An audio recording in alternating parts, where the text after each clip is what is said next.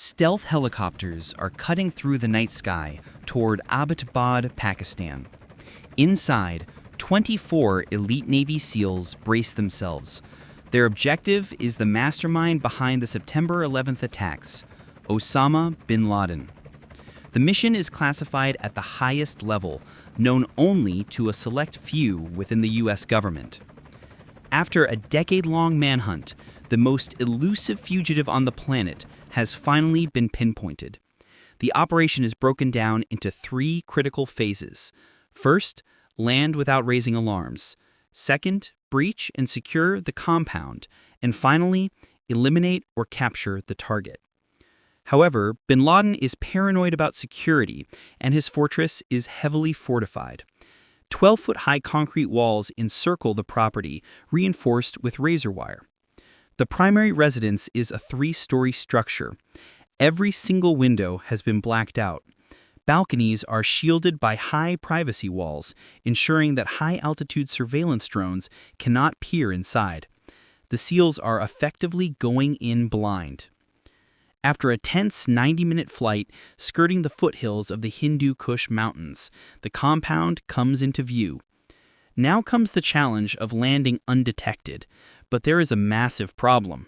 18 minutes to target. The White House intentionally kept the Pakistani government in the dark, fearing that bin Laden might be tipped off.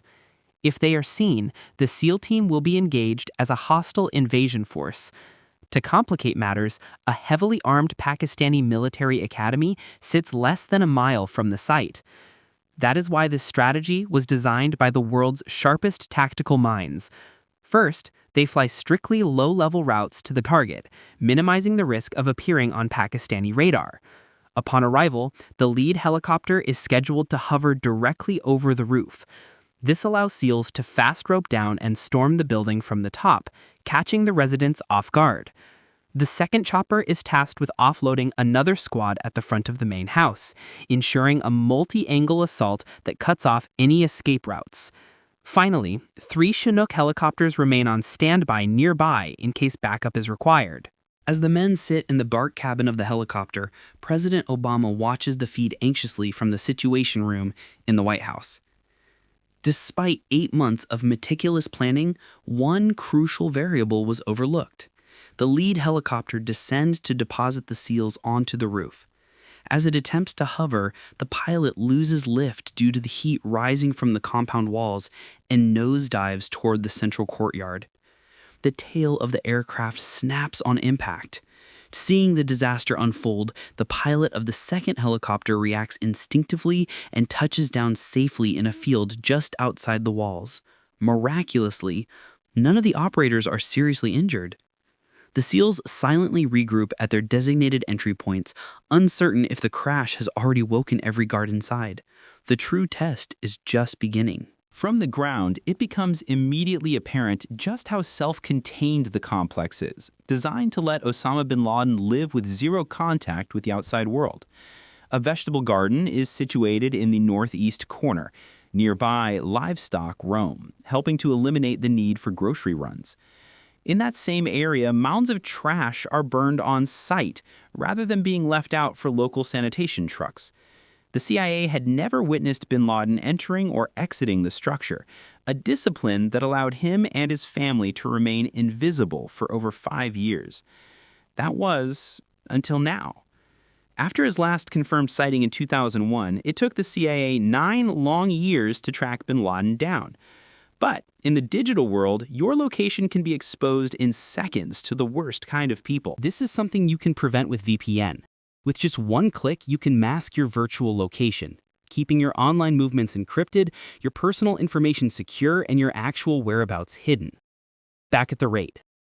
One team is assigned to breach the gate leading to the guest house. Several SEAL units position themselves around various ground floor entry points. A perimeter team secures the outside to ensure neighboring civilians are contained if they wake up. 3 SEALs kick in the door of the guest house. They immediately encounter a man brandishing an AK-47. They radio the rest of the squad that the guest house is clear, 3 hostiles down. One of them is Abu Ahmed al-Kuwaiti. This man was bin Laden's primary courier and one of his most trusted aides. the very man who inadvertently revealed their location. Multiple detained terrorists had mentioned his alias during interrogations. Once the CIA identified him, they tracked his movements, which led them straight to this compound in Abbottabad, and coincidentally, to bin Laden. But why would bin Laden choose to hide deep inside Pakistan? With the massive American military presence in neighboring Afghanistan, staying there was a death wish. Pakistan offered a convenient border to cross, while technically being an ally. Simultaneously, the location allowed his courier network to easily deliver updates on terror operations. Back on the ground, Step 2 begins, breaching the main compound. The squad at the southern entrance picks the walk and slips onto the first floor. This level is where the extended family spends their days. The entry leads to a modest sitting room furnished with floor-level cushions and cheap drapes. The interior is surprisingly grungy and run down, a sharp contrast to the affluent neighborhood surrounding them. Across from the kitchen lies a room functioning as a makeshift school. Here, the numerous children living in the house are taught Arabic and math, completely cut off from society. In the shadows of the hallway, a figure darts across. He leans out from a doorway and the SEALs open fire. They aggressively push into the room. Inside, another man is frantically reaching for a rifle. The threat is neutralized instantly. Still cautious that other armed guards might be hiding on the ground level, the SEALs sweep every room, but the floor is clear. The SEALs have made it inside, but a heavy steel gate blocks the path to the second floor. It is far too sturdy for their standard sledgehammers or bolt cutters. Heavy explosives would work, but the concussion would alert everyone for miles and jeopardize the mission. Instead, they utilize precision breaching charges, small directed blasts designed to melt the lock mechanism without bringing the house down. They need a path up. The team backs off and radios the all clear for the first level, but the operation is far from finished, and ascending to the second floor presents a lethal bottleneck. 6 minutes to target. The second SEAL team, having landed outside, reaches the main building's front entrance. They encounter the staircase and the security gate that has just been blown open. Stepping over the debris, the team slowly creeps up the stairs to the second landing. Suddenly, they hear movement above. Peering over the railing is a young man in a white t-shirt, trying to see what the noise is. He is engaged and neutralized. It is Osama bin Laden's son, Khalid. The team breaches the second floor, seeing the heart of the hideout for the first time. Despite the lack of telephone lines or internet cables, this is where the residents stayed informed about the world.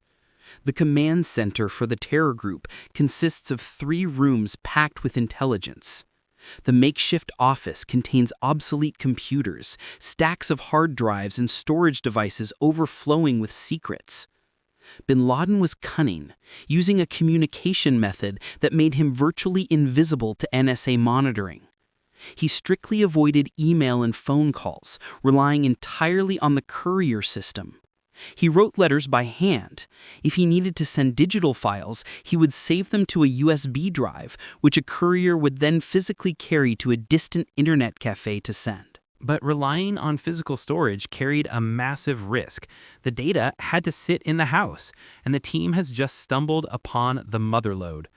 This treasure trove of intel could help dismantle Al-Qaeda, but they cannot stop to analyze it now.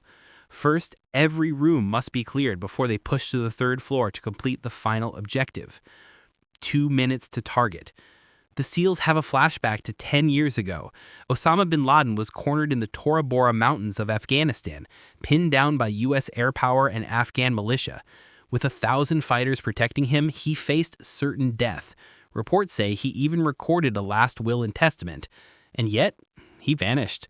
Whether he utilized a smuggling tunnel or bribed local tribesmen, he slipped through American fingers. The team cannot allow history to repeat itself. This is their only opportunity. If they fail tonight, he might never be found again. The SEALs form a stack and silently ascend the final staircase. They reach the third floor landing. It is pitch black. Even with advanced night vision goggles, visibility is poor. They listen intently, waiting for a reaction. Suddenly, a shape moves rapidly in the hallway. A suppressed shot is fired, and the team surges forward. 5 seconds to target.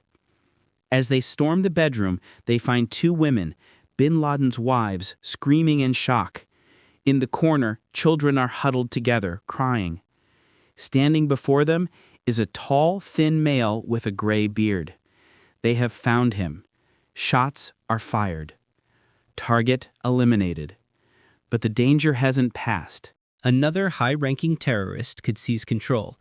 The intel on the second floor is now the priority, hard drives that could reveal the location of every other cell leader.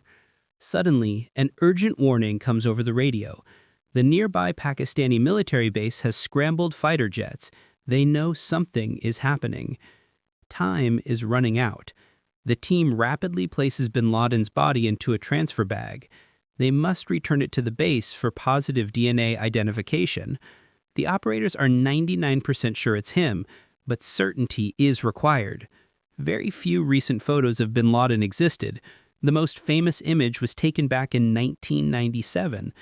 Meanwhile, the rest of the squad is tearing the second floor apart, grabbing every piece of data they can carry before the Pakistani Air Force arrives. They strip the room of laptops, thumb drives, and towers. With the clock ticking down, final head counts are done to ensure no equipment or personnel are left behind. Before departing, the helicopter that crashed in the courtyard is rigged with thermite grenades. They must destroy the classified stealth technology to prevent it from falling into foreign hands. As the backup Chinook arrives, the team prepares for extraction.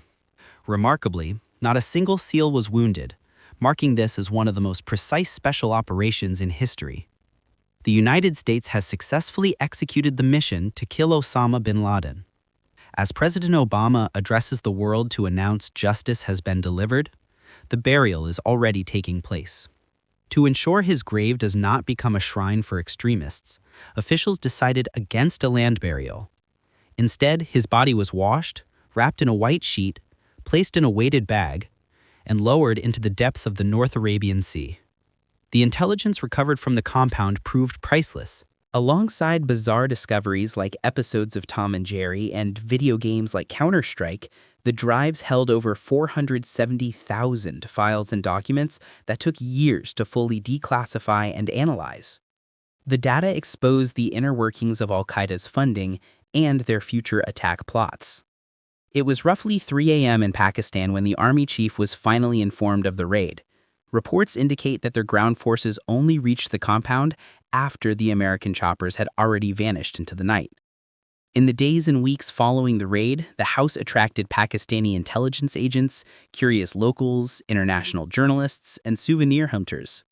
9 months after the operation, local authorities demolished the entire compound to stop it from becoming a macabre tourist attraction. Today, nothing remains but an empty concrete foundation.